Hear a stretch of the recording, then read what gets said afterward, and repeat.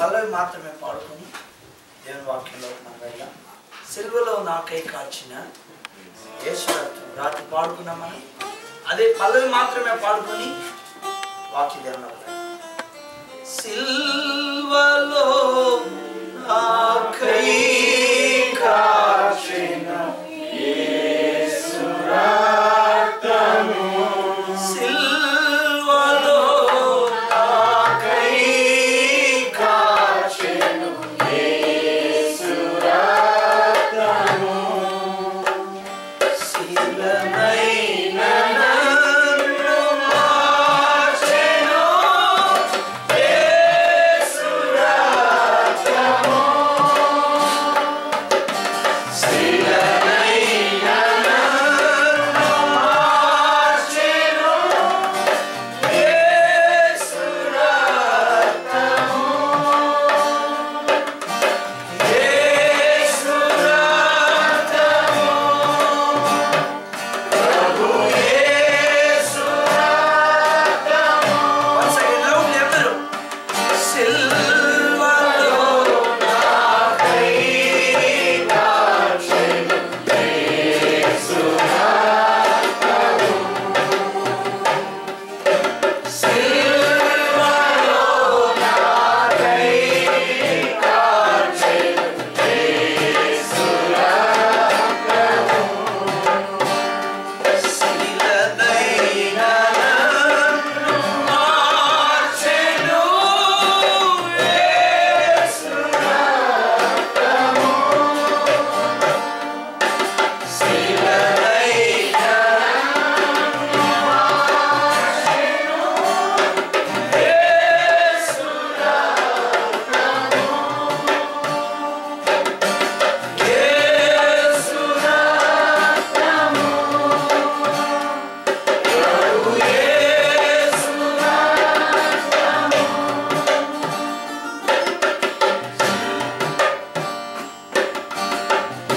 ప్రార్థన చేసుకుందాం. మహాపరిశుద్ధుడైన మా తండ్రి, మా గొప్ప దేవ, మంచి దినాన్ని మీరు మాకు అనుగ్రహించారు. అందులోకే మీకు స్తోత్రం. శిలనైన నన్ను మార్చగలిగింది మీ రక్తమే కదా ప్రభువా. నా కొరకు ప్రాణం పెట్టిన దేవుడివి, నా పాపముల కొరకై విమోచన క్రైదనంగా మారిపోయిన దేవుడు ప్రభు. నీ సిలువను ఘనమైన ఎంచుకునే కృప నాకు ఇవ్వు. ఆ ఘనంగా చూడగలిగే కన్నులు నాకు ఇవ్వు ప్రభు. రక్షణ పాత్రను చేత పట్టుకొని జీవితకాలం అంతా నేను స్తుతించుకున్నాను నేను ప్రభా. ఇక్కడున్న మా అందరితో నీ వాక్య ద్వారా మాట్లాడండి. హృదయం ఎలాగ తెరవబడిందో మా హృదయాలు కూడా మీరు ఎలాగ తెరవండి. అప్పుడు మేము ప్రపంచానికి ఆశీర్వాదకరంగా మార్చబడతాం. మా బలం, మా సమయం మాకు ఇవ్వబడినది ఏదైనా అది మీరిచ్చిందే కదా ప్రభు. నీ కొరకు కరిగిపోవట, ఖర్చు అయిపోవటం మాకు నేర్పు. బలహీనందరినీ మీరు స్వస్థపరచండి. వాక్య దాళంగా రాకుండా ఇప్పుడే ప్రతి చీకటి ఏసును బంధిస్తూ ఏసునామములో అడిగి పొందుకొని ఉన్నాం తండ్రి. ఆమేన్. ప్రభు మనకు మంచి సమయాన్ని ప్రభు ఇచ్చారు. అందుకే మనం దేవునికి ఎంతో వదిలేస్తున్నాం. మనం 1-2 విషయాలు చెప్పి వాక్యంలో పెడదాం అనుకుంటున్నాను. మనం నిలబడి ప్రార్థన చేస్తే మంచిదా, కూర్చొని ప్రార్థన చేస్తే మంచిదా, మోకరించి ప్రార్థన చేస్తే మంచిదా? మంచిదే కదా. మరి ఎందుకు మనం అన్నిసార్లు మోకరించలేకపోతున్నాం? వాక్యం మనం మోకరించమని చెప్తుందా, కూర్చోమని చెప్తుందా? దానియేలు ఎలా ప్రార్థన చేశాడండి? మోకాళ్ళ మీద. పౌలు ఎలా ప్రార్థన చేశాడు? దానియేలు గ్రంథం 6వ అధ్యాయం 10వ వచనం ఒకసారి చూద్దాం. దానియేలు గ్రంథం 6వ అధ్యాయం. మీ బైబిల్ దయచేసి చేతుల్లో పట్టుకోండి, కింద పెట్టకండి. బంగారం ఎప్పుడైనా కింద పెట్టండి. దానికంటే దేవుని వాక్యం ఎంతో ప్రశస్తమైందా కాదండి? దానియేలు గ్రంథం 6వ అధ్యాయం. సిస్టర్స్ మీరు కొంచెం ముందుకు సర్దుకొని కూర్చోండి. ఆ వెనక్కి మళ్ళీ కూర్చున్న వాళ్ళకి చాలా ఫ్రీగా ఉంటుంది, వాళ్ళకి ఇబ్బంది లేకుండా. ఎంత ముందుగా సిస్టర్ మీరు ముందు, విక్టోరియా సిస్టర్ గారు మీరు కూడా ముందుకు వచ్చారు. ఇంకా కొంచెం సిల్వా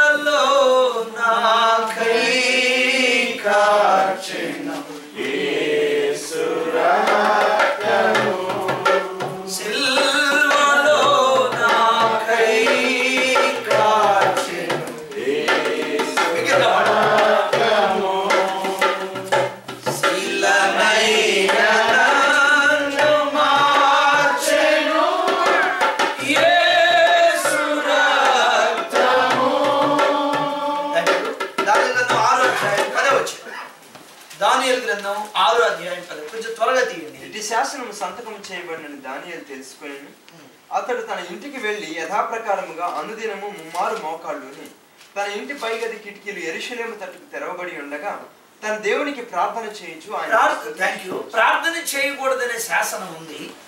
కానీ దానియేలు ఏం చేస్తున్నాడు? ప్రార్థన చేస్తే సింహాల బోనుకు వెళ్తాడనే సంగతి దానియేలుకి క్లియర్గా తెలుసు. కానీ ప్రార్థన చేయకుండా ఆగిపోలేదు దానియేలు. అయితే ఎలా ప్రార్థన చేశాడు అనేది ప్రాముఖ్యం. ముమ్మారు యెరూషలేము వైపు కిటికీ తలుపులు తెరిచాడు, మోకరించి ప్రార్థన చేశాడు. మనం మోకరిస్తే ఏమవుతుంది?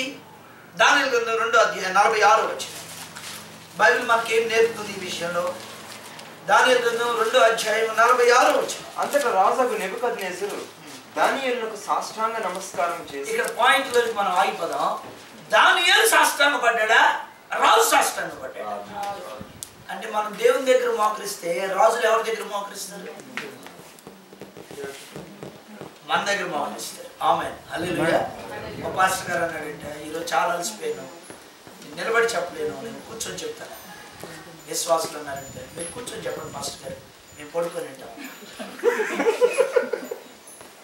క్రైస్తవ్యం వృద్ధి చెందకపోవడానికి, దేవుని కార్యాలు చూడకపోవడానికి అన్యులు, ముస్లిమ్స్ వీళ్ళెవరు కారణం కాదండి. క్రైస్తవ్యం డ్యామేజ్ అయిపోవడానికి క్రైస్తవులుగా చెప్పబడే మనమే. మనం నిజంగా 70 ఏళ్ళు వచ్చి మోకరించలేకపోతే అప్పుడు నిజంగా మన వయసు మోకాళ్ళు అమ్మలేదు అనుకోవచ్చు. మనలో కొంతమందికి ఇంకా 40 రాలేదు, లేకపోతే 50 రాలేదు. ఎందుకని మనం మోకరించలేకపోతున్నాం? భక్తిలో ఉన్నటువంటి ఆ లోతుని, ఆ డెప్త్ని మనం స్వీకరించలేకపోతున్నాం. మనం దేవుని దగ్గర మోకరిస్తే రాజులు మన దగ్గర సాష్టాంగపడి నమస్కారం చేస్తారండి. నువ్వు మోకరించిన తర్వాత ఎటువంటి కఠిన హృదయమైన ప్రభు పగలు కొట్టేస్తాడండి. అపోస్తుల కార్యాలు 20వ అధ్యాయం 36వ వచనం. 20:36. అతడు ఇలాగ చెప్పి మోకాళ్ళుని వారందరితో ప్రార్థన చేశాను. అప్పుడు వారందరూ చాలా ఏడ్చారు. చూడండి, లూక్ బ్రదర్ చూసారా? అప్పుడు వాళ్ళందరూ చాలా మోకాళ్ళను ప్రార్థన చేశాడు. అప్పటి వరకు అలా వింటున్నటువంటి వాళ్ళందరూ ఎప్పుడైతే పౌలు మోకరించాడో వాళ్ళందరూ చాలా.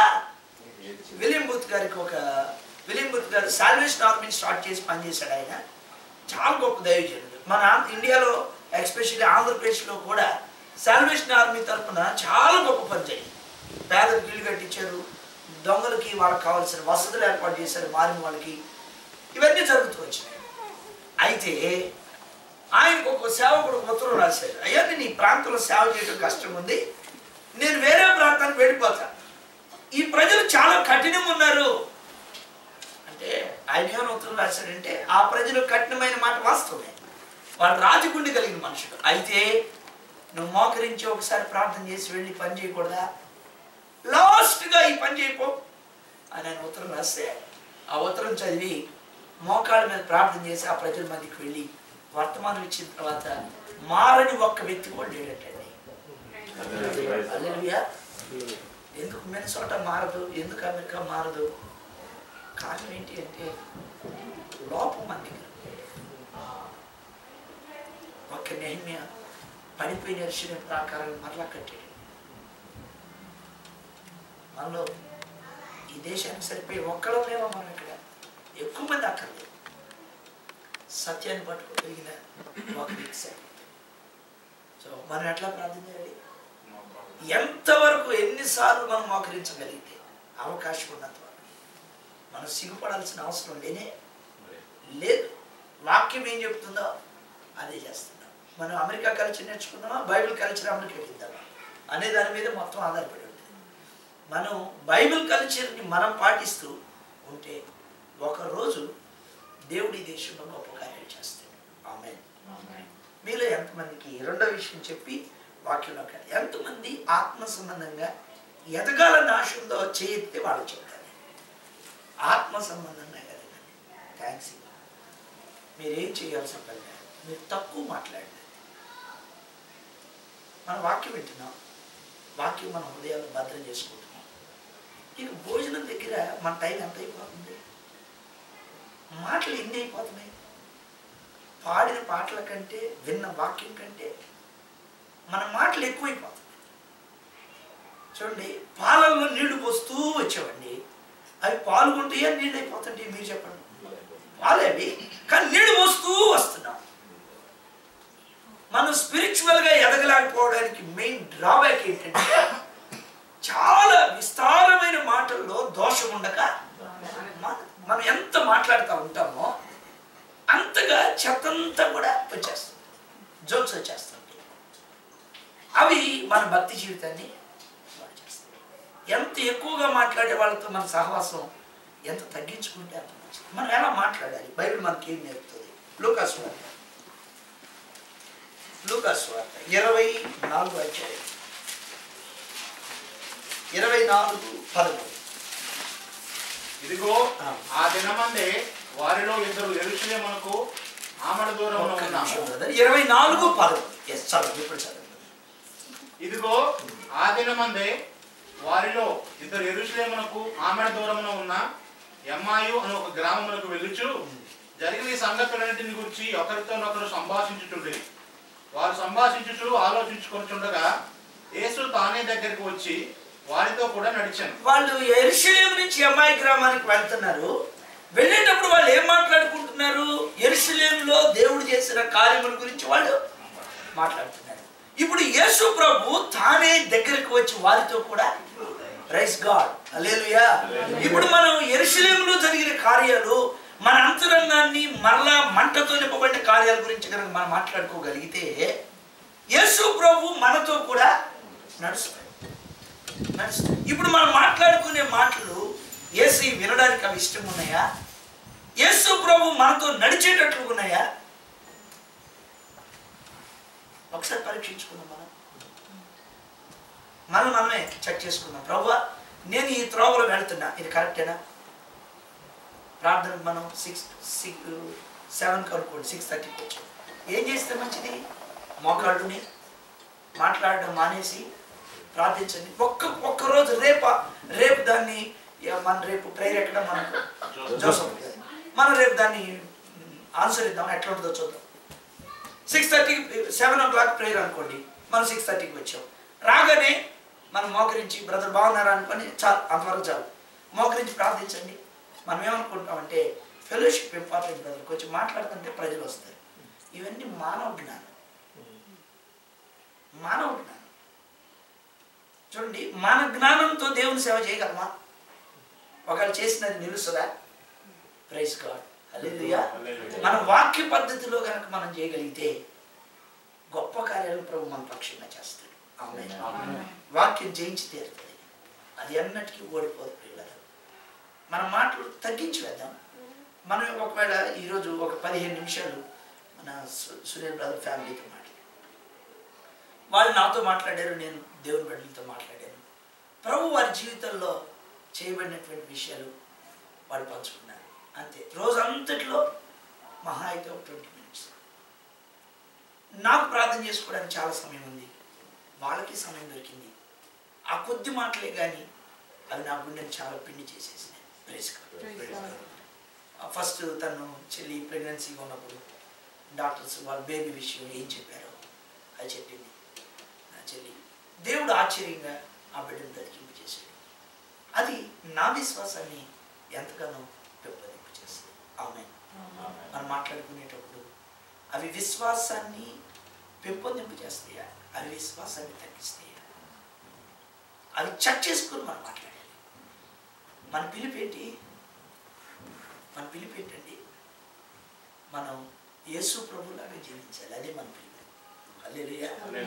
మీరు ఒక చిన్న విషయం చెప్పి నేను ముగిస్తాను. మన ప్రసంగాలు ప్రజలను మార్చవు, మన పాటలు ప్రజలను మార్చవు, మన సాక్ష్యం ప్రజలను పట్టుకుంటుంది. ఎగ్జాంపుల్, షడ్రక్ మేషక్ అబేద్నెగోలు అప్రతిమకు నమస్కారం చేయమని చెప్పారు.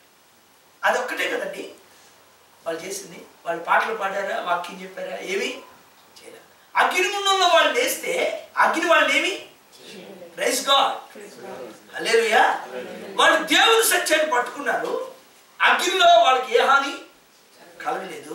ఇప్పుడు రాజు ఏమంటున్నాడు, వారితో పాటు దేవునితో ఆ అగ్నిగుండంలో సంచారం చేయటం చూచి వాళ్ళని బయటికి పిలిచి, వీరి దేవుడు పూజారు, వీరి దేవుడిని లోకమంతా కూడా ఆరాధించాల్సింది. మీరు ఊహించండి, షడ్రక్ మెషక్ అబేద్నెగోలకి వాళ్ళు దేశమంతా సువార్త ప్రకటించాలంటే ఎన్ని రోజులు పెట్టలేదు. వాళ్ళు పాటలు పాడి వాక్యం చెప్పి ప్రజలు ప్రభు దగ్గర ఎంత సమయం తీసుకుని ఉండేది మీరు ఊహించండి. మన ప్రసంగం కంటే, మన సాక్ష్యం, మన ఆ పాటల కంటే ప్రాముఖ్యమైనది ఏంటంటే మన సాక్ష్యం. మనం దేవుణ్ణి వెంబడించే ఆ విధానం ప్రజలను అట్లనే సిలువ దగ్గర తెచ్చేసింది అంతే. హల్లెలూయా, హల్లెలూయా. మన జీవన శైలి, మనం మాట్లాడే విధానం, మనం వేసే అడుగు, అది ప్రజలను అట్లనే పట్టుకుంటుంది. మనం యేసులాగా, యేసు ప్రభు 3.5 ఏళ్లే పరిచయం చేశాడు. ఆయన సేవకు మరణం లేదు. ఆమేన్. మీరు చూడండి, యేసు ప్రభు ఏం ప్రసంగాలు చేశాడు బైబిల్లో. ఆయన చేసిన ప్రసంగం ఏంటి? మారుమనసు పొందండి, పరలోక రాజ్యం సమీపించింది. అదే కదా ఆయన ప్రసంగం. ఎక్కడ రాయబడింది ఇంకెక్కడైనా? ఎందుకని? ఆయన జీవన విధానం ఎక్కడున్నాడో, ఏం చేశాడో అది మాత్రమే చూసాం. ఆయన ప్రసంగానికి అక్కడ ఇంపార్టెన్స్ లేదు. పౌలు ఏం ప్రసంగాలు చేశాడు? చాలా ఆ ప్రసంగాల గురించి తక్కువ రాయబడింది. కాబట్టి మన జీవితాల్లో సాక్ష్యం కలిగినటువంటి జీవితం అయితే కనుక అది గొప్ప కార్యం చేస్తుంది. ఫైనల్లీ మొదటి పేతురు పత్రిక 3వ అధ్యాయం, మొదటి పేతురు పత్రిక 3వ అధ్యాయం 1 నుంచి 2 వచనాలు. మొదటి పేతురు 3వ అధ్యాయం 1-2 వచనాలు. అటువలే స్త్రీలారా మీరు మీ స్వపురుషులకు లోబడి ఉండి, అందువలన వారిలో ఎవరైనాను వాక్యమునకు అవిధేయులైతే. ఆ మాట చాలా క్లియర్ గా పెన్నుంటే మీరు అండర్లైన్ చేయండి కదా.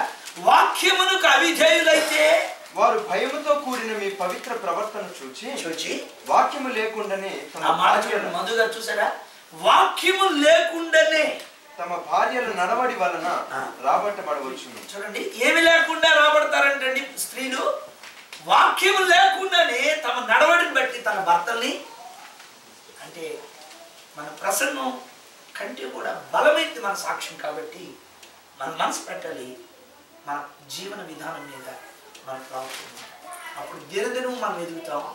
మనతో ఉన్న వారిని ప్రభు కోసం మనం పట్టుకుంటాం. ఒక చిన్న విషయాన్ని మీకు చెప్తాను. ఒక సహోదరుడు ప్రభుని ఉన్నాడు. ఆయన బస్సులో రోజు 1.5 hour ట్రావెల్ చేయాలి. న్యూయార్క్లో ఉంటాడు ఆయన. బైబిల్ తీసుకొని ఆ 1.5 hour బైబిల్ చదువుకుంటూ ట్రావెల్ చేసి జాబ్కి వెళ్తాడు. మళ్ళా సాయంకాలం ట్రావెలింగ్ టైంలో కూడా వాక్యం చదువుకుంటూ వస్తాడు. ఆయన ఒక యవనస్తుడు గమనించాడు. ఈయన బైబిల్ చదవమని చెప్పలేదు, ప్రార్థన చేయమని చెప్పలేదు, ప్రసంగం చేయమని చెప్పలేదు. ఈ యవనస్తుడి మనసులో ఎప్పుడు ఏముంటుందంటే, నాకు అమెరికాకు వచ్చిన తర్వాత టైం లేదు, అందుకే నేను దేవుని సేవించలేకపోతున్నాను అనుకుంటున్నాడు. ఎప్పుడైతే ఆయన బైబిల్ చదువు చూశాడో, ఈ యవనస్తుడు బైబిల్ ఇంక తెరిచి చదవడం ప్రారంభించాడు. చదవమని చెప్పలేదు. నేను 8th క్లాస్లో 9th క్లాస్లో కరెక్ట్ గుర్తులేదు. స్కూల్ నుంచి రాగానే బ్యాగ్ అక్కడ పెట్టి సినిమాకి వెళ్తున్నాను. టీవీలో అప్పుడు ఈవినింగ్ సినిమా వస్తుంటుంది. వెళ్తా ఉన్నప్పుడు మా మదర్ పిలిచారు. అరే ఎక్కడికి వెళ్తున్నావు నాయన అని అడిగితే, నేను టీవీలో సినిమా చూడడానికి వెళ్తున్నానమ్మా అని చెప్పి. సరే చూద్దుగలరా, ఒక విషయం చెప్తాను. పిలిచి, నేను ఎప్పుడైనా టీవీ దగ్గర సినిమా చూడటం నువ్వు చూసావా అని అడిగాను. నేను చూడలేదమ్మా. మరి నువ్వు ఎట్లా పోతావు? అదే లాస్ట్, అదే ఫస్ట్. మరలా ఇటు నేను సినిమాకి వెళ్ళాను. మనం ఇలా చేయొద్దు అని చెప్తాం, కానీ నేను ఇలా చేశాను అని చెప్పడానికి పెట్టలేదు మనం రావాలి. ఆమేన్. అది చాలా లోతుగా ప్రజల హృదయాన్ని పట్టుకుంటుంది. మీ పిల్లలకి, మీతో ఉన్న సమాజానికి, ఈ తరానికి పౌలు చెప్పాడు, నేను ప్రభువును పోలి నడుచుకున్నాను. నీవు నేను అలా చెప్పడానికి పౌలుకి ఎలా కృపనిచ్చాడో మనకు కూడా కృపనిస్తాడు. ఆమేన్. మన దేవుడు పౌలు దేవుడు కూడా. హల్లెలూయా. పౌలు కృపించాడండి. ఆయన బలహీనుడే కానీ కృపించాడు. మరి మనకు ఆ కృపని కూడా మనకు ఆశ ఉంటే ప్రభు చేస్తాడు. ఈరోజు ఈ మాటలని ప్రభు మన జీవితాల్లో స్థిరపరచున్నాడు. దేవుని వాక్యంలో మనం వెళ్దాం. లూకా సువార్త 21వ అధ్యాయం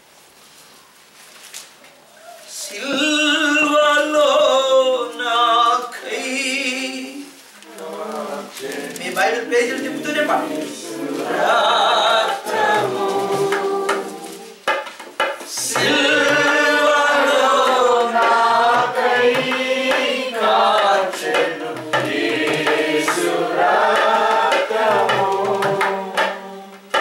యోహాను సువార్త 21వ అధ్యాయము 17, 18, 19 వచ్చిన. నా నామము నిమిత్తము మీరు మనుషులందరి చేత ద్వేషింపబడుదురు కానీ మీ తల వెంట్రుకలలో ఒకటైనను నశింపదు. మీరు మీ ఓర్పు చేత మీ ప్రాణములను దక్కించు. నా నామము నిమిత్తం మీరు మనుషులందరి చేత ఏమైపోతాం? ద్వేషింపబడతారు. మీ తల వెంట్రుకలన్నీ లెక్కించబడ్డాయి. ఓర్పు చేత మీరు మీ ప్రాణాన్ని దక్కించుకుంటారు అని దైవజనుడు లూకా రాస్తారు. ఒకసారి మరలా గుర్తు చేసుకున్నాం. దేవుడు వాక్యం ద్వారా మనతో మాట్లాడతాడు కదండి. రాత్రి మనం విన్నాం కదా.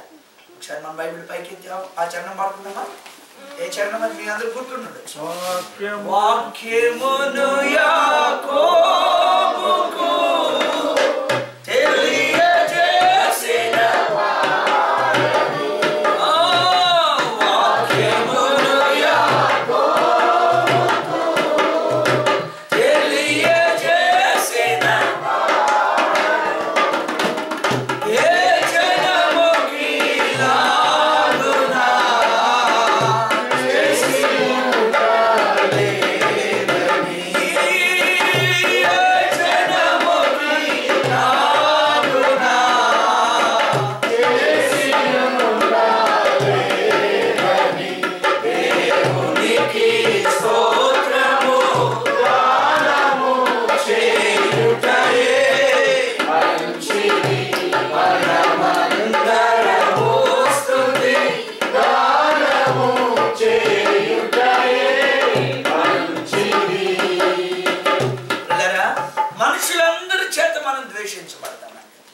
అసలు ఈ ద్వేషము అనేది ఎక్కడి నుంచి వచ్చింది? దీని వేళ్ళు ఎక్కడున్నాయి అసలు? చూడండి, ద్వేషం తల్లి పేరు చెప్పాలంటే కోపం, కోపం తల్లి పేరు చెప్పాలంటే గర్వం. అన్ని పాపాల్లో కంటే ఘోరమైన పాపం ఏంటంటే గర్వం. అన్ని పాపాలు భూమి మీద ప్రారంభించబడ్డాయి, గర్వం మాత్రం పరలోకంలో ప్రారంభించబడింది. అందుకే గర్వ హృదయులు యెహోవాకి. నువ్వు ఏ విషయాన్ని బట్టి గర్వించినా అది నీ జీవితంలో గొప్ప నష్టాన్ని కలుగజేస్తుంది. ఇప్పుడు నెబుకద్నెజర్ రాజు ఉన్నాడు. నేనే కదా ఈ మహానగరుని కట్టించింది అనుకున్నాడు. ఏమైపోయాడండి? పశువుల మధ్య. కొన్నిసార్లు మన అందాన్ని బట్టి గర్విస్తాం, కొన్నిసార్లు మన కులాన్ని బట్టి గర్విస్తాం, కొన్నిసార్లు మనం ఉన్న దేశాన్ని బట్టి గర్విస్తాం.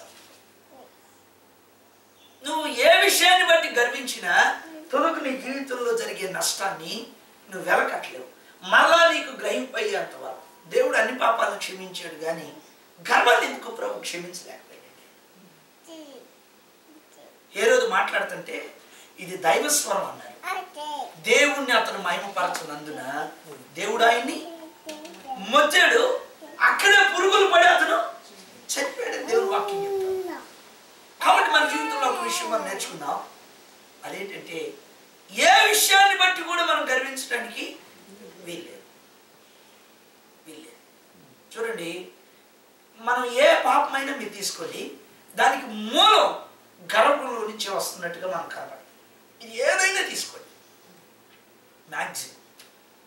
చూడండి, కొన్నిసార్లు ఎవరు గర్విష్ఠులై ఉంటారో వాళ్ళు ఖచ్చితంగా కోపిష్ఠులై ఉంటారు. ఎవరు కోపిష్ఠులై ఉంటారో వాళ్ళు ఖచ్చితంగా గర్విష్ఠులై ఉంటారు. మనం వాక్యాన్ని చూసినప్పుడు కోపము మన జీవితాల్లో చాలా నష్టాన్ని తీసుకొని వస్తుంది. మనలో కోపం లేని వాళ్ళు వచ్చి, కోపం లేని వాళ్ళు ఎవరో చేతులెత్తండి. నా కోపం లేదు, నా కోపం రాదు. అందరు నా వైపు సీరియస్గా చూస్తున్నారు. అంటే మీరు ఎట్లా చూస్తున్నారంటే మీ చూపుల్లో నాకేం కనపడుతుందంటే కోపపడు కానీ పాపం చేయొద్దు అన్నాడుగా పౌలు. నేనంటాను అసలు కోపం పట్టం ఎందుకు, పాపం చేయటం ఎందుకు?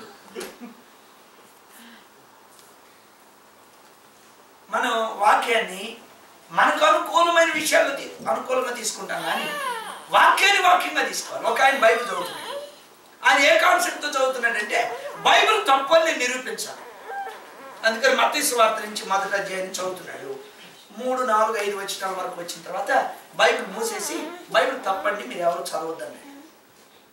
నాలాంటి ఒక సహోదరుడు, బ్రదర్ బైబిల్ ఎలా తప్పని మీరు చెప్పగలుగుతున్నారంటే, అబ్రాహాము ఇస్సాకుని కన్ను, ఇస్సాకు యాకోబుని కన్ను, యాకోబు యూదాను అతని అన్నదమ్ముల కన్ను ఉందండి. ఇదేంటంటే మగోళ్ళు కంటాం, బైబిల్ అంతా తప్ప. అంటే ఆయన ఏ కోణంలో చూస్తున్నాడు బైబిల్ని? మానవ సంబంధమైన మనసుతో చూస్తున్నాడు.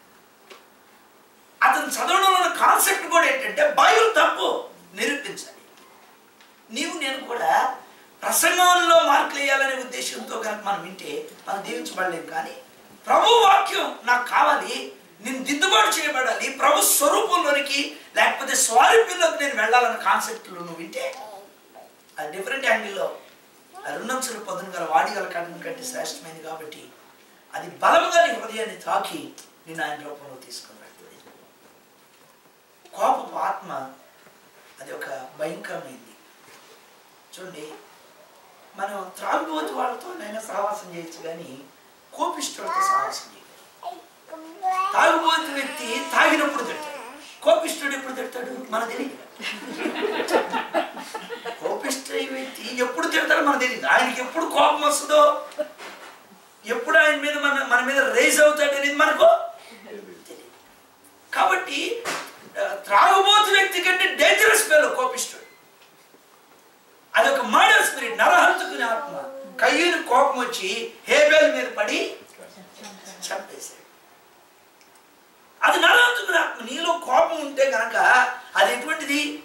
నువ్వు నరహత్య చేసేస్తావు. వాక్యంలో కొంచెం లోతుగా మనం చూసినప్పుడు కోపం చాలా ప్రమాదకరమైనదిగా, అది మన జీవితాల్లో చాలా గొప్ప నష్టాన్ని తీసుకొని వచ్చేదిగా మనం చూస్తాం. నీతిమంతుని హేబేలుని నిష్కారణంగా కయ్యూను మీద పడి చంపేశాడు. చూడండి, మొదటి సమూయేలు గ్రంథం 18వ అధ్యాయం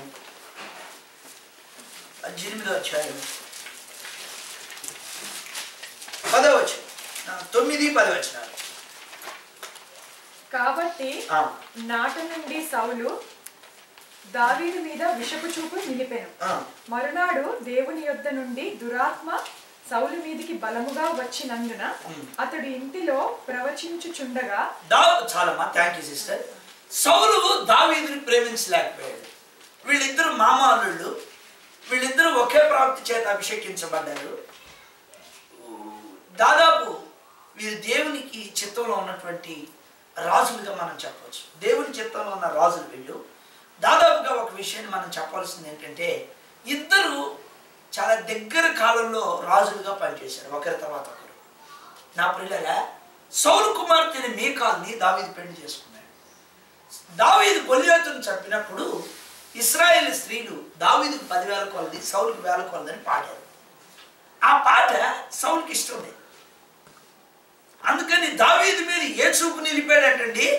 విషపు చూపు అని అంటున్నాడు. అక్కడ దావీదు మీద ద్వేషం పెంచుకున్నాడు, లేకపోతే కోపం పెంచుకున్నాడు. బహుగా కోప్పడ్డాడు దావీదు మీద. మొదటి సమూయేలు 20:30.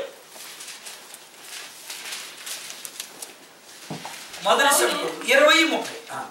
యోనాతాను మీద బహుగా కోప్పడి, ఆగడగొట్టు దాని కొడుక, నీకును నీ తల్లి మానవులకును సిగ్గు కలుగునట్లుగా మేము యెష్షయి కుమారుని స్వీకరించిన సంగతి నాకు తెలిసినది కాదు. బహుగా కోపం వచ్చేసింది సౌలుకి. చూడండి, అందుకనే సౌలు దావీదును చంపాలని ఈట విసిరేశాడు. ఎవరైనా కూతుర్ని, కుమార్తెని విధవరాలు చేయాలనుకుని ఏ మామైనా అనుకుంటాడా? ఏ మామైనా కుమార్తెని విధవరాలు చేయాలనుకుంటాడా? కోపిష్టి వాడు ఎటువంటి వాడు ఎలా ఉంటాడంటే తన సొంత కుటుంబానికి హాని చేస్తాడు. దావీదుని సౌలు చంపాలని ఎంతో ప్రయత్నం చేశారు. కోపం ఉన్నటువంటి వాళ్ళు, నరహంతుకునే ఆత్మ ఉంటుంది వాళ్ళలో, వాళ్ళు తన సొంత కుటుంబీకులు హాని చేస్తారు. మరొక విషయాన్ని మనం చూడాలి. కోపిష్టి వాళ్ళు నిర్ణయం తీసుకుంటారు, కానీ దానిలో నిలవలేదు. మొదటి సమూయేలు గ్రంథం 19వ అధ్యాయం 6వ వచనం 19:6. సౌలు యోనాతాను చెప్పిన మాట ఆలకించి యెహోవా జీవముతోడు అతనికి మరణశిక్ష విధింపాలని ప్రమాణం చేశాను. 10వ వచనం కూడా చదువునానా? సౌలు ఒకే దెబ్బతో దావీదును గోడకు పొడుచుదనన్న తాత్పర్యము కలిగి ఈట విసిరాను. చాలు. Praise God. హల్లెలూయా. 6వ వచనంలో ఏమని ప్రమాణం చేశాడు? మీరు యాక్టివ్గా వింటున్నారని అనుకుంటున్నాను. యెహోవా జీవముతోడు నేను దావీదును చంపనని ప్రమాణం. మరి 10వ వచనంలో ఏం చేస్తున్నాడు అంటే నిర్ణయం చేస్తాడు. అదే రోజు ఆ నిర్ణయం బద్దలైపోతుంది. నువ్వు దేవుని కోసం నిలబడాలని నువ్వు నిర్ణయం చేస్తావు. నీలో కోపం ఉన్నప్పుడు ఆ నిర్ణయం ఆ రోజే బద్దలైపోతుంది. మనం పైకి ఎలాగుంటామంటే అసలు కోపం లేని వాళ్ళగా ఉంటాం. ఇది వెరీ డేంజరస్ పీరియడ్ అన్నమాట. అంటే ఎగ్జాంపుల్గా మీకు చెప్తాను. పైకి ఫీవర్ ఉంది, లోపల ఏముంటుంది? లోపల ఫీవర్ ఉంటుంది, పైకి ఫీవర్ కనబడదు. మనం టెస్ట్ చేసినప్పుడు కనపడదు. ఫీవర్ కనబడలేదని మనం ఏం చేస్తామంటే అన్ని తినేస్తాం. తిరిగి అది చాలా ప్రమాదకరం. మనం కొన్నిసార్లు ఎవరి విషయమైనా మనకు లోపల కోపం ఉంటుంది, వాళ్ళు కనపడినప్పుడు ప్రైజ్ ద లార్డ్ సిస్టర్ అంటారు. తోపాకుంటేనా? పైకి రాకుండా అంటే ప్రైజ్ ద లార్డ్ సిస్టర్ బాగున్నారా, బ్రదర్ బాగున్నారా అంటుంటాం. పైకి లోపల బగ బగ బగ బగ మండిపోతూ ఉంటుంది. ఇది చాలా డేంజరస్ అన్నమాట. సౌలు కొన్నిసార్లు కోపాన్ని అణుచుకుంటాడు. చూడండి, మనం ఏం చేస్తామంటే కొన్నిసార్లు కోపం ఉంటుంది మనలో, పైకి కనబడకుండా ఏం చేస్తాం, దాన్ని అణుచుకుంటాం. ఒక్కసారి అగ్ని పర్వతం పేలినట్టు పేలిపోతుంటాం. పైకి చాలా కూల్గా ఉంటుంటాం, లోపల ఉంటుంది మన అంతరంగంలో సమయం రావాలి ఈ సిస్టర్ సంగతి చెప్పాలి నేను అన్నట్లుంటాం. సౌలు తన జీవితంలో ఆ కోపపు ఆత్మను బట్టి కత్తి పట్టుకొని అడవుల్లో కొండల్లో దావీదును చంపడానికి తిరిగాడు. నిజంగా ఫిలిస్తీన్లు పట్టుకోవాలి, ఫిలిస్తీన్లు చంపాలి. సౌలు తన దర్శనాన్ని పోగొట్టుకున్నాడు. కోపిష్టి వ్యక్తి తన దర్శనాన్ని పోగొట్టుకుంటాడు. తన సొంత కుటుంబానికి హాని చేస్తాడు కోపిష్టి వ్యక్తి. ఇదంతా మీకు ఎట్లా తెలుసు నన్ను అడుగుతారా? నేను కూడా కోపిష్టి వాళ్ళ కుమారుడిని. మా నాన్నకి చాలా కోపం. ఎంత కోపం అంటే ఆయన దగ్గర ఎప్పుడు గొడ్డలు పెట్టుకుంటాడు. ఎవరైనా మాట్లాడితే మాట్లాడు, గొడ్డలు తీస్తాడు. అంత అంత సివియర్గా ఆయన దగ్గర కోపం ఉంటుంది. కోపిష్టి వాళ్ళు తన సొంత కుటుంబానికి ఏం చేస్తారండి? హాని చేస్తారు. మా నాన్న ఒక ముస్లిం సహోదరులది వ్యవసాయం పొలం లీజుకి చేసేవాడు. సుమారు 35 years చేశాడు. వాళ్ళు అన్నారు, అయ్యా మీకు చాలామంది పిల్లలు ఉన్నారు కదా, మేము పొలం అమ్మేసుకుంటున్నాం, మీరు ఈ పొలాన్ని కొనుక్కోగలిగితే కొనుక్కోండి, లేకపోతే మీరు వదిలేయండి, 2 acres ఫ్రీగా ఇస్తామన్నారు. మా నాన్న ఏమన్నాడు తెలుసా? నేను కొనలేననేగా మీరు కొనమంటున్నారు, అసలు ఎట్లా అమ్ముతారో చూస్తాను. వాళ్ళు కొనుక్కోగలిగితే కొనుక్కోమన్నారు, కొనుక్కోలేకపోతే వదిలిపెడితే 2 acres ఇస్తామన్నారు. చక్కగా హ్యాపీగా తీసుకోవచ్చు కదా. కొనగలిగితే కొనుక్కోవడం, లేకపోతే వదిలేయడం. మా నాయన అమ్మడానికి వీలు లేదని గట్టిగా నిలబడేసరికి వాళ్ళు బాగా కత్తి పట్టుకుని తిరిగే వాళ్ళకి అన్నారు. వాళ్ళు తెలివి వాళ్ళు అన్నారు, పొలంలో కనుక నువ్వు కాలు పెట్టావంటే కనుక నీ కాలు ఉండదని చెప్పేసి ఇంకేం చేస్తాడు, కోర్టుకు పోయాడు. 10 సంవత్సరాలు కోర్టు చుట్టూ తిరిగి మొత్తానికి వాళ్ళ మీద గెలిచాడు. హల్లెలూయా. గెలిచి సంతోషంగా కోర్టులో గెలిచిన కాగితాలు తీసుకొని పొలంలోకి వెళ్ళాడు. వాళ్ళు ఏం చేశారంటే, ఏంటి వచ్చావంటే నేను కోర్టులో గెలిచాను అన్నాడు. గెలిచావా అన్నాడు. గెలిచావు అన్నాడు. కత్తి తీసి గొంతు దగ్గర పెట్టి గెలిచావంటే గెలవలేదన్నాడు. ఇంకా భయం కదండి, ప్రాణం మీద భయం కదా. ఇంకెప్పుడు ఈ ప్రాంతంలో నువ్వు కనబడద్దు, దయచేసి నువ్వు వెళ్ళిపోవాలి అని కత్తి తీసుకొని వెలిగిస్తే వెళ్ళిపోతూ వాళ్ళు ఏం చేశారు, ఒక 10,000 రూపాయలు చేతులు పెట్టారు. ఈ డబ్బులు తీసుకో, మళ్ళీ ఇంకెప్పుడు నువ్వు కనపడదు. లాయర్ దగ్గరికి వెళ్ళాడు మా ఫాదర్. వెళ్ళి గెలిచాం కదండి, పొలం పెడితే వాళ్ళు ఇట్లా చేశారు అంటే, ఆ లాయర్కి ఫీజు ఎప్పుడు అడిగినా మా నాన్న ఏం చెప్పేవాడు అంటే, గెలిచిన తర్వాత ఇస్తాను, గెలిచిన తర్వాత ఇస్తాను. అప్పుడు 10,000 ఒకసారి ఇటువంటి తీసుకొని 8,000 ఆయన తీసుకొని 2,000 మా నాన్నకి ఇచ్చాడు. ఈ 2,000 కూడా ఎదురు టీ షాప్ అతను ఉంటే అతను తీసుకున్నాడు. ఈ 10 సంవత్సరాలు కోర్టు చుట్టూ తిరుగుతూ అక్కడ టీ తాగుతా, డబ్బులు గెలిచిన తర్వాత ఇస్తానని చెప్పుకుంటూ వచ్చాడు కదా. ఇప్పుడు 8,000 లాయర్కి, 2,000 టీ కొట్టు వాళ్ళకి మొత్తం అయిపోయి మెదలుకొని ఇంటికి వచ్చాడు. ఇప్పుడు అదే ల్యాండ్ కనుక ఉన్నట్లయితే ఒక 4 కోట్ల కంటే ఎక్కువ కలిగింది. మా అక్క పెద్ద డాక్టర్ చేశారు. మా అమ్మ చెప్పింది, అయ్యా మరి పాప ఎగ్జామ్స్ దగ్గరికి వచ్చినాయి, కొంచెం కరెంట్ వేపిస్తే బిడ్డ చదువుకోవడానికి బాగుంటుందంటే, అంటే వేపించాలో లేదో నాకు తెలీదా అని 6 సంవత్సరాలు కరెంట్ లేకుండా చేసింది. అడిగితే కోపం, అడగకపోయినా కూడా కోపం. కోపిష్టుడు కదండి. కోపిష్టి వాడి దినాలంటే చీకట్లో గడుపుతాడండి. ప్రసంగి గ్రంథం 5వ అధ్యాయం 17వ వచనం. ప్రసంగి గ్రంథం 5వ అధ్యాయం 17వ వాక్యం. ఇదియు మనసునకు ఆయాసకరమైనదే. తన దినములన్నీ అతని చీకటిలో భోజనం చేయను. అతనికి వ్యాకులమును రోగమును అసహ్యము. అతనికి వ్యాకులమును రోగమును. దయచేసి ఇంగ్లీష్ వర్షన్లో ఎవరైనా చదువుతారా ఒకరు? ఇంగ్లీష్ బైబిల్ ఉన్నారు. ప్రసంగి గ్రంథం శామ్ బ్రదర్ హెల్ప్ చేయగలరా? 5:15. And he came forth with his of his mother's womb naked. 5:17. All his days also he eateth in darkness, and he had much sorrow and wrath with his sickness. రోగము అసహ్యము కలుగు. చూడండి, మన కోపం లేదు అనుకోండి, మనకు sugar బీపీలు రావచ్చు. ప్రైస్ కాదు. టెన్షన్ పడకపోతే డాక్టర్లు సైంటిఫిక్గా డాక్టర్లు ఏం చెప్తారు? షుగర్ పేషెంట్కి నువ్వు ఎక్కడ టెన్షన్ పడకూడదండి, ఎంత కూలుకుంటే అంత మంచిది. అసలు నీకు కోపమే కనుక లేకపోతే నీకు వ్యాధి లేనట్లుగా నువ్వు జీవించవచ్చు.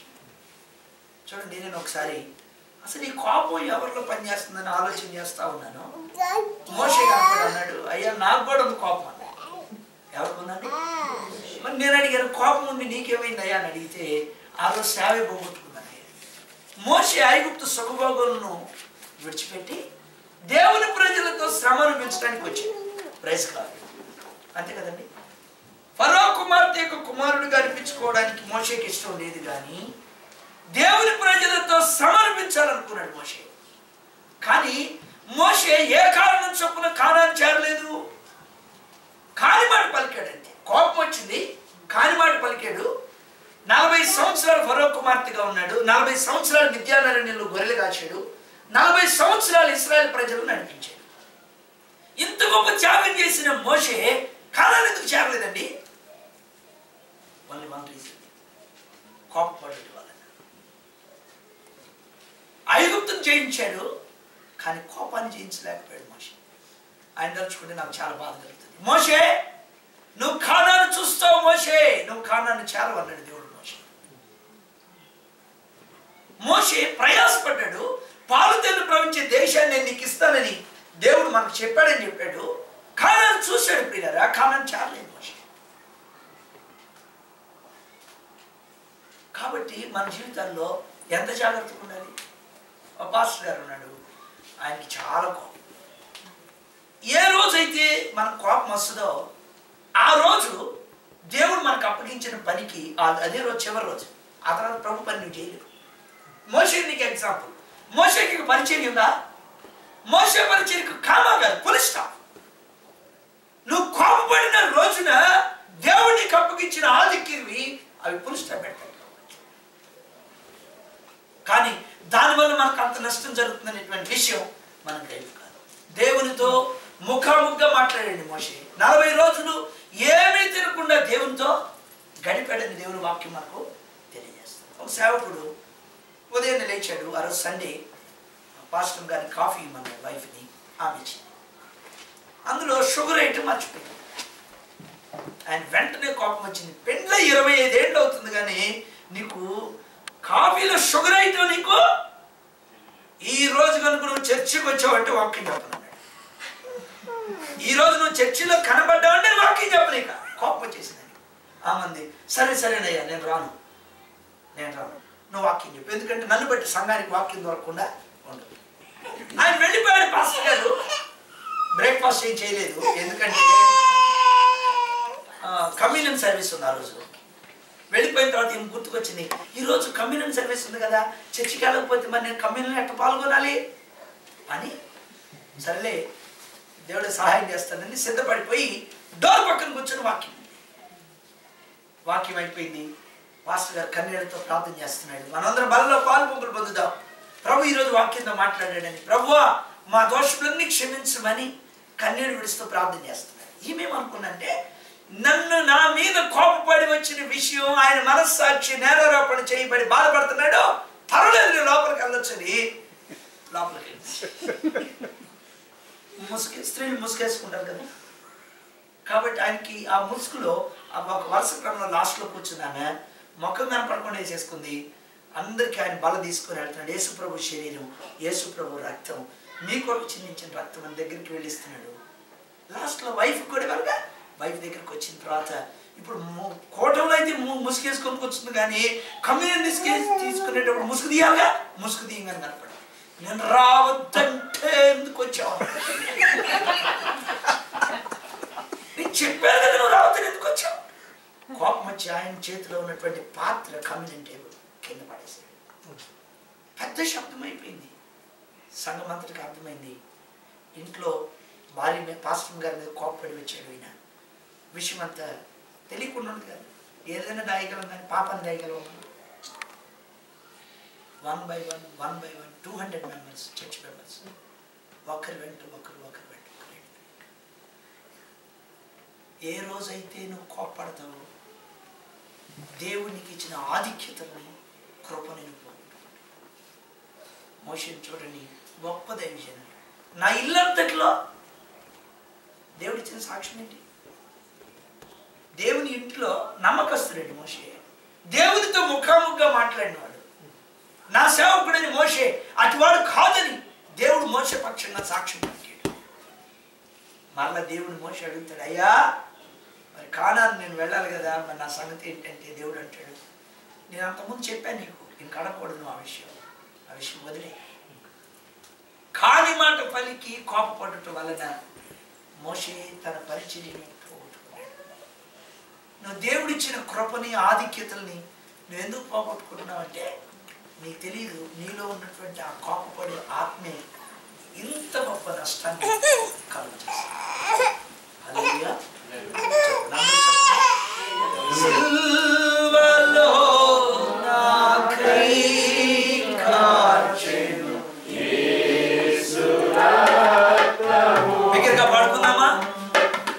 సిల్వలో నాకై కార్చెను యేసు రక్తము,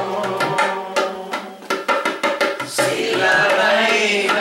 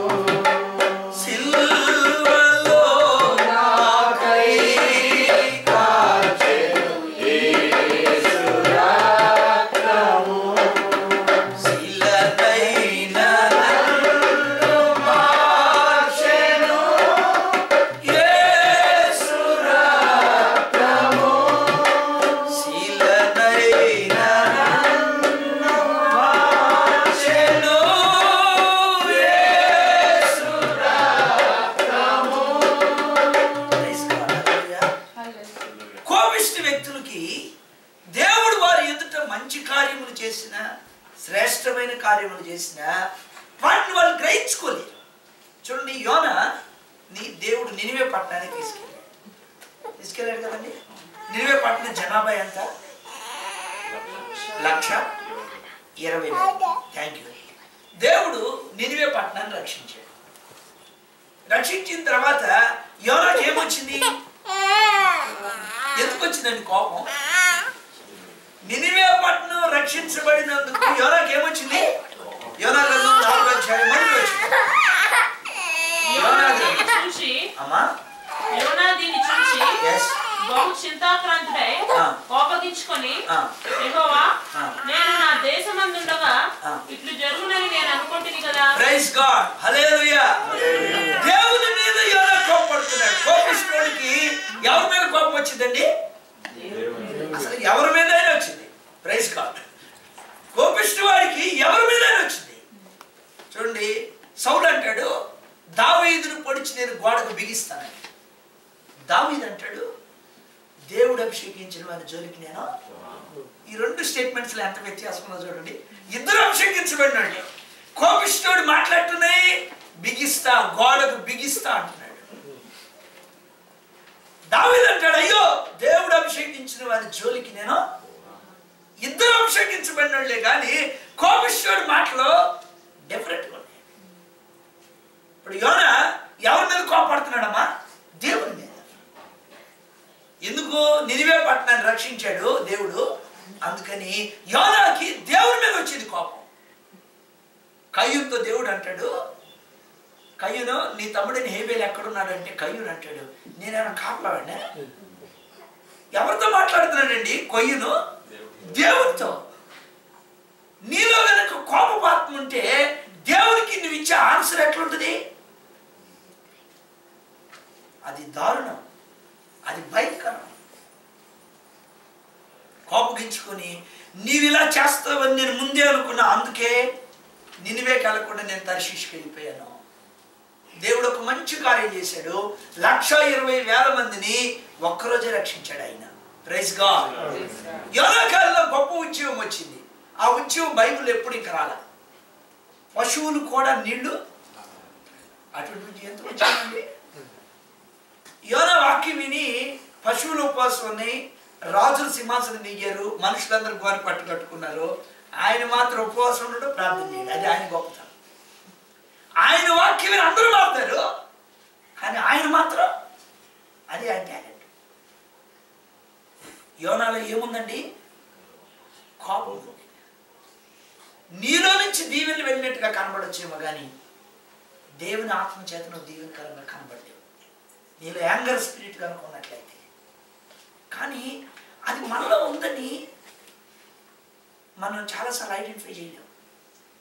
యోనాకి కోపం ఎప్పుడు వచ్చింది? దేవుని యొక్క గొప్ప కార్యాలు అవి ప్రభు ఎందుకు చేశాడో యోనాకి అర్థం కావట్లేదు. ప్రియులారా, నీలో కనుక కోపం ఉంటే దేవుని కార్యాలు నీకు అర్థం కావు. నీ ఆలోచనతో పని జరగాలనుకుంటావు. కోపిష్టివాడు ఎట్లుంటాడంటే అతను ఎవరి మాట వినడో, దేవుని మాట వినడో, మనుషుల మాట వినడో, అతని మాట ప్రకారం జరగాలనుకుంటాడు.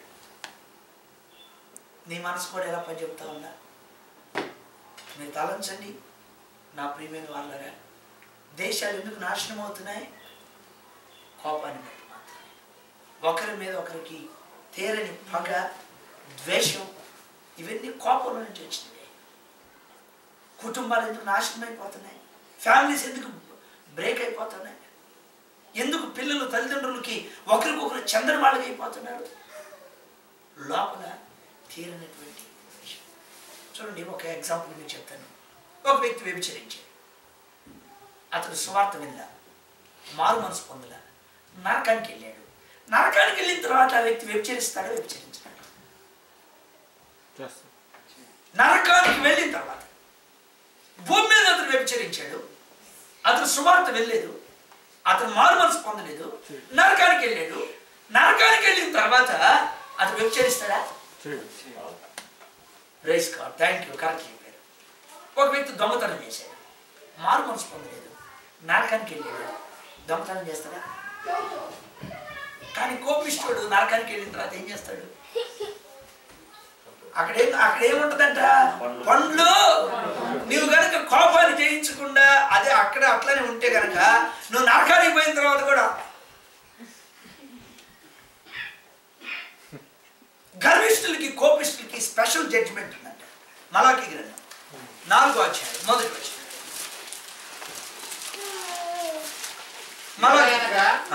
నియమింపబడిన దినము వచ్చుచున్నది. ఏ దినం అంటే ప్రియులారా, మీరు కొంతమందికి దొరకదు. థ్యాంక్ గాడ్ దొరకదని కూడా నాకు తెలుసు. ప్రభు మీ కష్టాలు కాడ తీర్చుగా. మలాకి నాకు తెలుసు అండి దొరకదని. సిస్టర్ అవునంటారా కాదంటారా?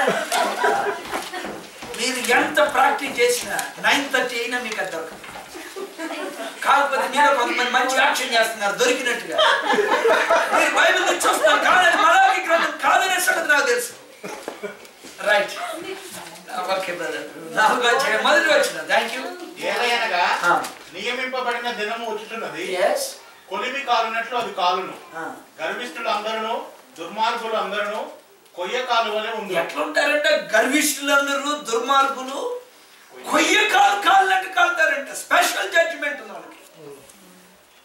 నువ్వు నరకంలోకి వెళ్ళిన తర్వాత ఒకవేళ ప్రభుని నరక చేయకూడదని దేవుడి కూటాన్ని తీసుకొచ్చాడు, నువ్వు కోపాన్ని జయించకుండా అది పర్వాలేదు అనుకుంటా కనుక వెళితే అది నరకాగ్ని తీసుకొని వెళ్ళి అక్కడ కొయ్య కాలు కాలినట్టు నువ్వు కాలుతావు. గర్విష్ఠులందరూ దుర్మార్గులందరూ కొయ్య కాలు వలె ఉంది, వారిలో ఒకనికి వేరైనను చిగురైనను లేకుండా. ఎట్లా అంటండి? వేరైనను చిగురైనను లేకుండా రాబో దినము అందరినీ కాల్చివేయునని సైన్యములకు అధిపతి యెహోవా సెలవిచ్చుచున్నాడు. దేవుని వాక్యం, దేవుని వాక్యం. చిగురైనను వేరైనను లేకుండా కాల్చివేయబడతామంట. ఈ సాయంకాలం మన జీవితాలను ఒకసారి పరీక్షించి మనం ప్రభువా నా జీవితం పైకి నిన్ను నమ్మినట్లుగా ఉంది, నిన్ను అంగీకరించినట్లు ఉంది,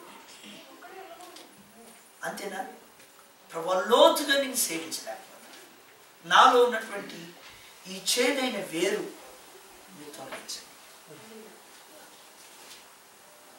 ప్రభునందు నా ప్రియులారా, చాలా కాలం సేవకు వచ్చిన తర్వాత కూడా దీనివల్ల జరుగుతున్న నష్టం ఏంటో నాకు అర్థం కాలేదు.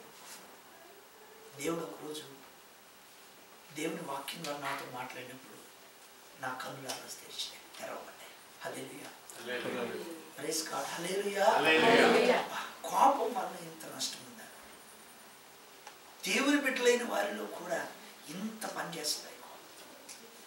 సహజంగా ఎవరికైనా దెయ్యాలు పడితే ప్రభునామంలో దెయ్యాలు వెళ్ళిపోతాయి. కోపిష్ఠులకు కానీ దెయ్యం పడితే అవి పోతుంటే వస్తాయి. ఇప్పుడు సౌలు దురాత్మ పట్టింది, దావీదు సితారా ప్లే చేశాడు. ప్లే చేసినప్పుడు ఏమైంది? మళ్ళా ఏమైంది? కోపిష్ఠుల కంటే దెయ్యానికి భలే ఇష్టం. అది దెయ్యం సితారా ప్లే చేసినప్పుడు వెళ్ళిపోయింది, మళ్ళా వచ్చి సౌలు ముగింపు ఎక్కడ ఉందండి? గిల్బోవా పర్వతం మీద సౌలు కుమారుడు ఒకే రోజు చనిపోయినట్టుగా దేవుని వాక్యం రాయి. సహజంగా క్రైస్తవుల్ని పాతి పెడతారా, కాల్చి వేస్తారండి? మరి సౌలు ఎలా ఉన్నాడు? మొదటి సమయం కదా 31వ అధ్యాయం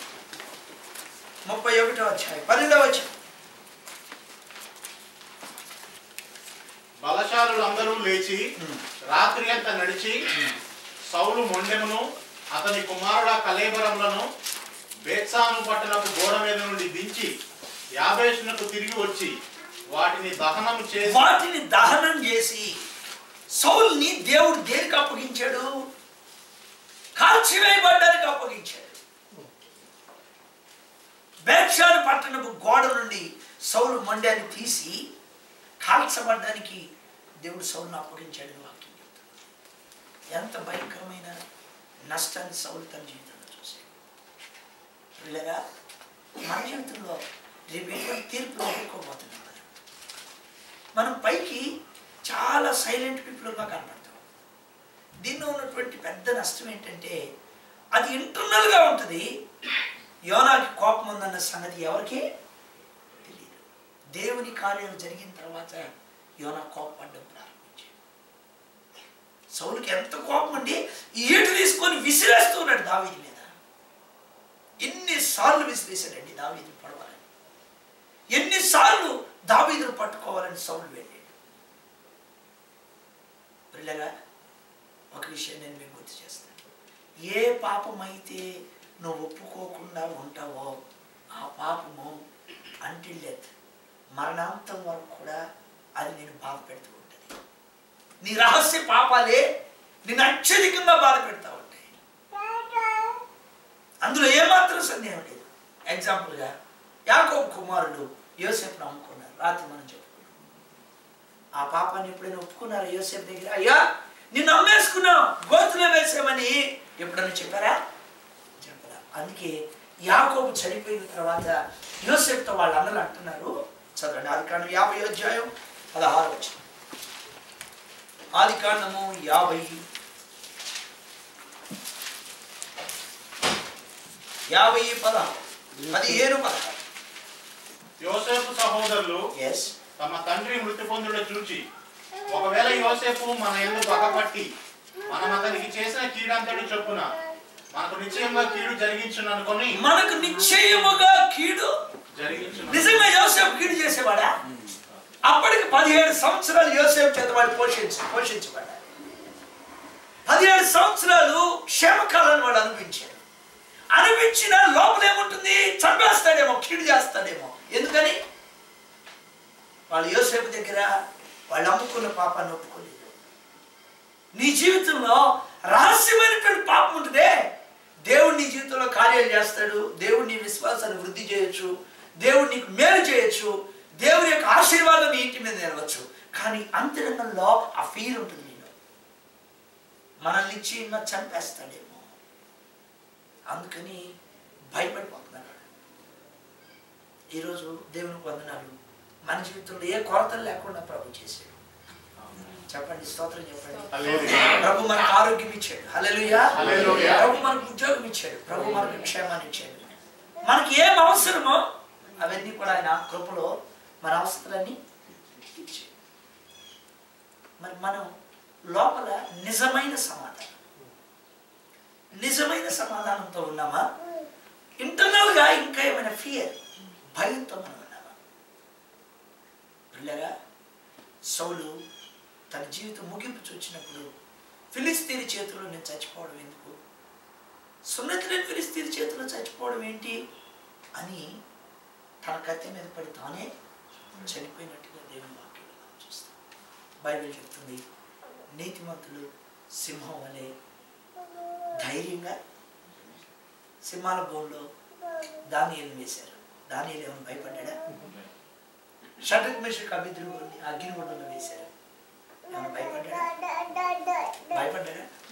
మీకు చిన్న ఎగ్జాంపుల్ చెప్తే, దావీదు అడవిలో గొర్రెలు కాచుకునేటప్పుడు సింహం వచ్చింది. సింహాన్ని దావీదు చంపేశాడు. సంసోను తిమ్నాతుకు వెళ్తున్నాడు, కొదమ సింహం వచ్చింది. కొదమ సింహాన్ని సంసోను చంపేశాడు లేదమ్మా?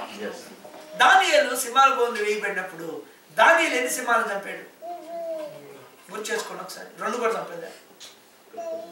Praise God. దావీదు దేవుడే సంసోను దేవుడు, సంసోను దేవుడే దానియేలు దేవుడు. దావీదు సంసోను సింహాలను చంపారు, కానీ దానియేలు చూసి సింహాలు ఫాస్ట్ బ్రేక్. దానియేలు ఏం చేయలేకపోయింది సింహాలు. దావీదు మందల క్షేమం కొరకు సింహాన్ని చంపాడు.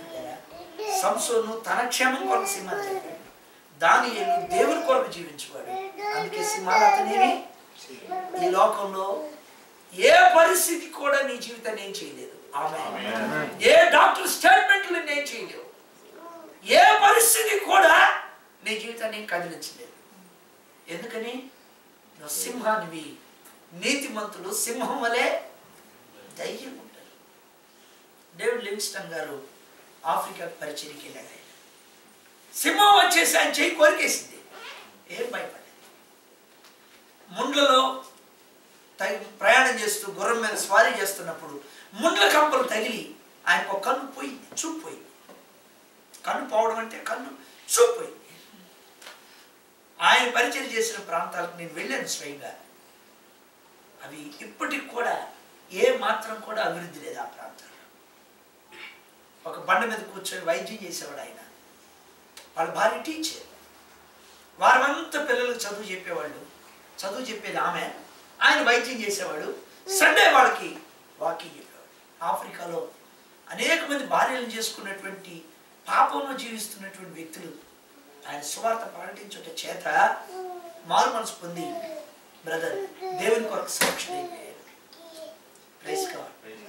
హల్లెలూయా. ఒకవేళ భయపడి ఉంటే ఆఫ్రికాకి మిషనరీగా వెళ్ళుండేవాడు కాదు. సాయంకాలం కొన్ని ప్రాంతాల్లో 5 గంటలు దాటిన తర్వాత మనం బయట తిరగలేమండి. ఆఫ్రికాలో కొన్ని కంట్రీస్లో బట్టలతో సహా తీసేసుకుంటారు.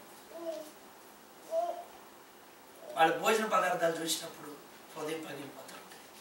నేను మొట్టమొదటిసారి వెళ్ళినప్పుడు వాళ్ళు మధ్యాహ్నం 2 పచ్చేటి పళ్ళు 2 బంగాళదుంపలు పెట్టారు, బాయిల్ చేసి అవే పెట్టారు. మనకు అలవాటు ఉండదు కదా సహజంగా. మీ దగ్గర రైస్ ఉందని అడిగితే మా దేశంలో ధనవంతులు తింటారండి రైస్ అని చెప్పారు. ఒక చోట చుట్టూ చాలా సెక్యూరిటీ ఉంది. ఏంటి ఎంత సెక్యూరిటీ పెట్టారంటే ఇక్కడ మ్యారేజ్కి మేము ఎక్కువ సెక్యూరిటీ పెడతాం, ఎందుకంటే ఎవరు పడితే వాళ్ళు వచ్చి తినేసి వెళ్ళిపోతారు. ఒక రొట్టె ముక్కిస్తే శీలా నమ్మేసుకుంటారండి. అక్కడ రొట్టె ముక్కు కొరకు ఒక చిన్న బ్రెడ్ పీస్ కొరకు మనం మన జీవితాల్లో ఈ చీకటి ఖండం లాంటి ఇటువంటి ప్రాంతాలకి ప్రభు వెలుగును మనం తీసుకుని వెళ్ళాలి. వాక్యము వేగంగా పరిగెత్తింది. హల్లెలూయా. ఎక్కడ వాక్యం ప్రకటించబడుతుందో అక్కడ వెలుగు కలిగిద్దని దేవుని వాక్యం చెప్తుంది. మనమే చీకట్లో ఉంటే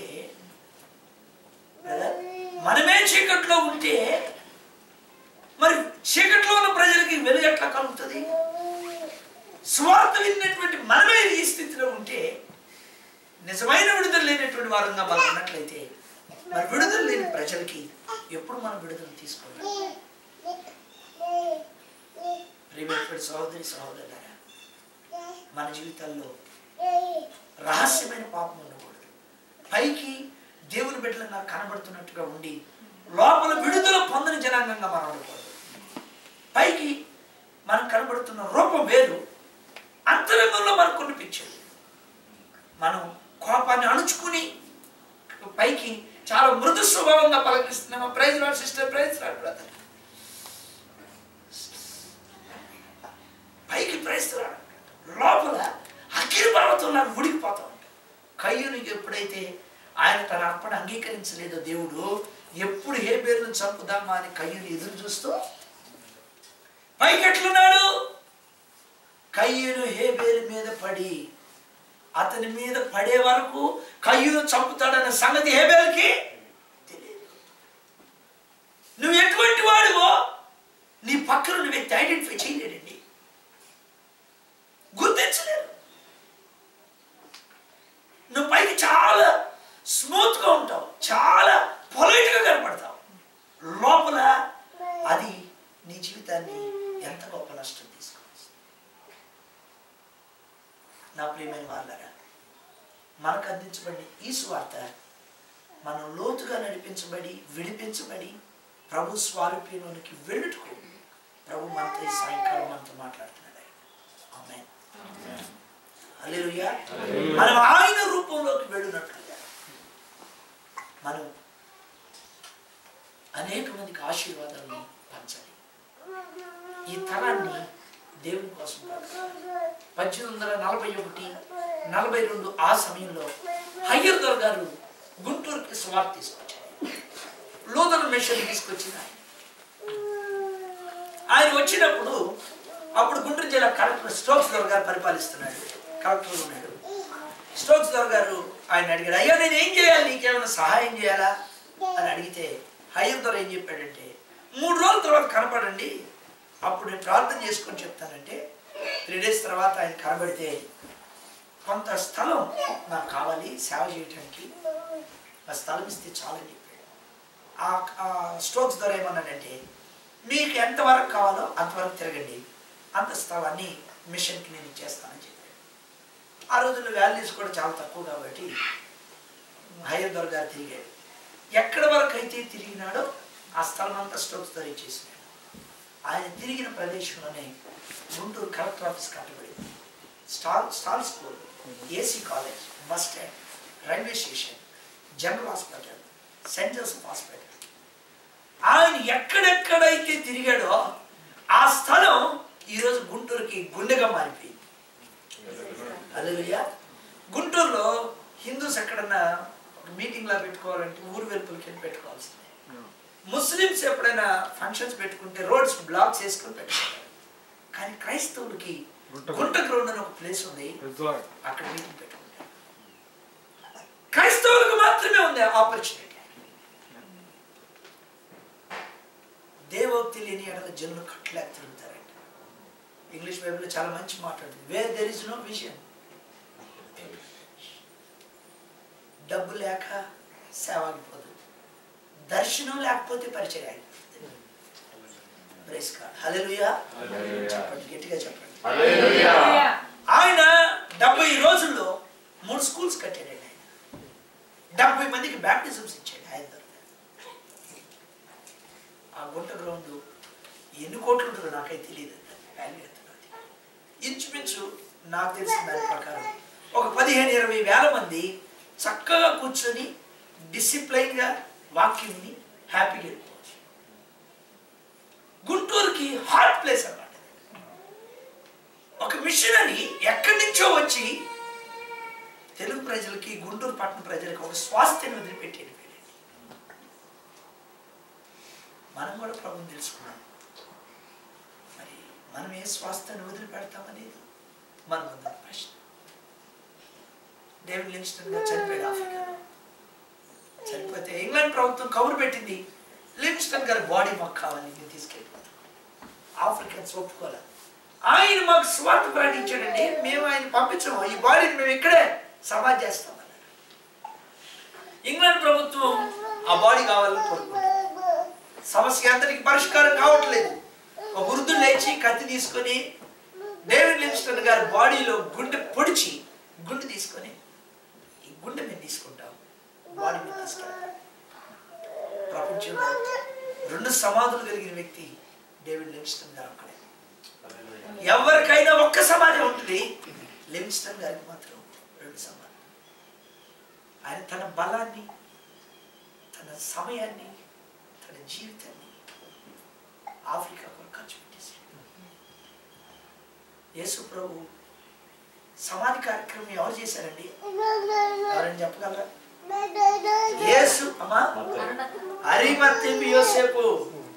అంటే యేసు ప్రభు 3.5 సంవత్సరాలు సేవ చేశాడు, కానీ ఆయన సమాధి కార్యక్రమానికి కూడా ఆయన దగ్గర డబ్బులు. హల్లెలూయా. ఆయన వ్యక్త హస్తాలతో తన కాలాన్ని ముగించాడు. యేసు ప్రభు 3.5 సంవత్సరాలు పరిచయం చేసిందండి. ఆయన సేవ ఆకలితో ప్రారంభించి ఆయన సేవ దాహంతో ముగించబడి ఎంత గొప్ప సేవ. ఆయన కంటూ ఏమి వెళ్ళారా? యేసు ప్రభు యొక్క బరియల్ సర్వీస్ ఎంతసేపు జరిగిందండి? యేసు ప్రభువుని అందరు దర్శనార్థం చూడడానికి వారం రోజులు ఏమైనా ఏసీ బాక్సులు పెట్టారా ఆయన్ని? ఆయన సిలువ మీద ఉన్నాడు. అరిమత్తయి యోసేపు వెళ్ళి ఆ పర్మిషన్ తీసుకొని పిలాతు దగ్గర బట్టతో చుట్టి బండలో తొలిపించిన సమాధిలో విని వెంటనే చరిత్ర ఆధారాన్ని బట్టి ఆయన బరియల్ సర్వీస్ 2 hours లో అయిపోయింది. ఎందుకంటే యూదులు భయపడిపోయారు. అందరూ సిలువ నుంచి దించారు, స్పీడ్ గా తీసుకొని వెళ్ళి, త్వరగా తీసుకొని వెళ్ళి సమాధిలో పెట్టేశారు. నా ప్రియమైన వాళ్ళారా, నీ ప్రభు నీ ఎదుటించిన మాదిరిలో ఒక్క లక్షణం నీలో నాలో ఉందా? నీ కొరకు బలి అయిపోయిన ప్రభు నిన్ను ఆయన సమరూపాన్ని తీసుకుని వెళ్ళడానికి ఈ సాయంకాలం ఆయన వాక్యంలో నీతో మాట్లాడుతుంది, నాతో మాట్లాడుతుంది. వర్తమానం మొదటి నాకు ప్రియులారా, తర్వాత మన జీవితాలు ఇంకెంతకాలం రహస్యమైన వాటితో మనం ఉంటాం. సింహం వల్ల బ్రతకవలసిన మనం భయంతో బ్రతుకుతాం. దేవుని దగ్గరికి వెళ్దాం. ప్రభువా, నాకు జయమి లోకం మీద, పాపం మీద, శరీరం మీద, దేవాన్ని సమరూపంలోకి వెళ్ళి భక్తి చేయగలిగినటువంటి కృప నాకు. నేను ఒక మిషనరీగా నీ కొరకు పనిచేయాలి, నీ రాజ్యాన్ని కట్టాలి. దేవుడు అటు కృప సాయంకాలం మనందరికీ అనుగ్రహించండి. ప్రార్థన చేసుకోండి. సిల్వలో నాకై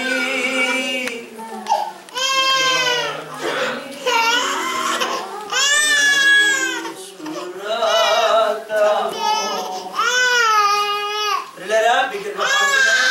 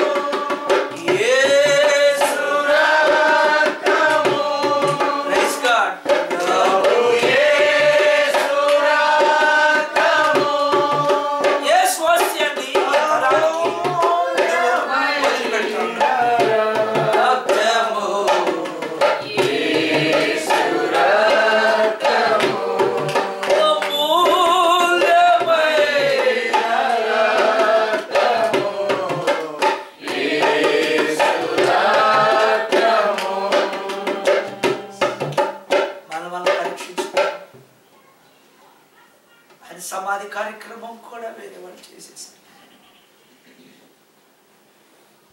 ఆయన సమాధి కార్యక్రమానికి కూడా ఆయన దగ్గర డబ్బులు లేవు. లాస్ట్ చివరి క్షణం వరకు నీ కొరకు కలిపాడు. పైకి ఒక రకంగా లోపల ఒక రకంగా ఉందామా మనం? ఇంకా పైకి చాలా మర్యాద కలిగిన ప్రజలుగా మనం కనపడచ్చు. ప్రభు పైన కొంచెం అంతరంగా చూస్తాడు. నీలో ఉన్న కోపాన్ని బట్టి ఎంత నష్టపోయావు, ఇప్పటికీ ఎంతమంది మిత్రులు పోగొట్టుకున్నావు, నీ భార్యకి పిల్లలకి ఎంత నష్టం జరిగింది. పరీక్షించుకున్నాం. ప్రభా నాకు చాలా కోపమయ్యా. ఏ రోజైతే మేము కోపడతామో ఆ రోజు మేము పరిచర్య ఆగిపోతాడు ప్రభు. మా నిర్ణయాల్లో స్థిరచిత్తులు ఉండలేమంట ప్రభు. సొంత కుటుంబానికి హాని చేస్తామంట. వేరైనను చిగురైనను లేకుండా కాల్చబడతామంట ప్రభు. దేవుని కార్యాలు జరిగినప్పుడు కూడా మేము మీ మీద కోపడుతుంటాం. ఏమన్నా దయచేసి మమ్మల్ని గుర్తు చేసుకో. నోరు తెరిచి అందరం ప్రార్థన చేసుకున్నాం. ఫ్యూ మినిట్స్ మనం ముగించుకున్నాం. ఎవరికి వాళ్ళు వ్యక్తిగతంగా ప్రార్థన చేయండి. నీ నోరు తెరువు, దాన్ని నింపుతానని చెప్పాడు ప్రభు. నీ పక్కన వారిని తోటి వారిని మర్చిపో. ప్రభువా నాకు సహాయం చేయి. మనం మనుషులతో మాట్లాడి ఎలా మాట్లాడుతున్నాం? దేవునితో మాట్లాడడానికి మనం ఎందుకని మౌనంగా ఉంటున్నాం? మనం మన తోటి వారితో ఎంత బిగ్గరగా మాట్లాడతాం? ప్రభువా నాకు సహాయం చేయి. దీనిలో నాకు జయమివు. మోషే వలె నన్ను ఓడిపోనియద్దు, సౌలు వలె నన్ను ఓడిపోనియద్దు ప్రభువా. దేవా దేవా నాకు కృప నీవు, దేవా కృప నీవు. తండ్రి తండ్రి నాయన కృప చూపయ్యా. ప్రభువా నా కృప నీవయ్యా. మాలో కోపం వచ్చి నీతిమంతులు చంపేస్తామై మేము. కయ్యూను నీతిమంతుడిని హేబేలు చంపేశాడు ప్రభువా. దేవా అభిషేకించబడిన వాళ్ళని కోపగించుకున్నాడు సౌలు. దర్శనాన్ని పోగొట్టుకున్నాడు. ఫిలిస్తీన్ని జయించాలి కానీ దావీదును పట్టుకోవడానికి వెళ్ళాడయ్యా. మాలో ఆ యాంగర్ స్పిరిట్ ఉంటే రోగము వ్యసనం కలుగుతుందంట నాయన. చీకట్లోనే బ్రతుకు దినాలు గడుపుతాడు. సౌలు తన కుటుంబానికి చీకటి కాలం ఇచ్చేశాడు ప్రభు. పిల్లలు తాను ఒకే రోజు చనిపోయారయ్యా. కేవలం దావీదు మీద కోపమే తన రాజ్యం పోగొట్టుకున్నాడయ్యా. సమస్తాన్ని నష్టపోయాడయ్యా. సొంత వారికి అన్యాయం చేశాడు ప్రభు. దయచేసి మమ్మల్ని దీనిలో నుంచి విమోచించండి.